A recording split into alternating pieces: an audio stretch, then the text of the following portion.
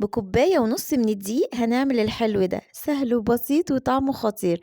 كيكة الكراميل أو هنعمل جاتوه اقتصادي خطير جدا وطعمه في حتة تانية خالص. هاتي الخلاط بتاعك، كوباية إلا ربع من السكر، وبعد كده كوباية من اللبن، كوباية من الزيت، كيسين من كريم كراميل من دريم. هنضربهم كويس جدا في الخلاط، هو القوام ده المظبوط. هناخد منه كوباية كده ونعينها على جنب. بقية الخليط هنزل عليه ببيضتين وكيسين من الفانيليا بتاع الدريم، وبعد كده هجيب كوباية ونص من الدقيق، ننخلهم كويس جدا. هنزل عليهم بكيس بيكنج باودر من شيف، نقلب بقى الخليط كده كويس جدا ورشة من الملح.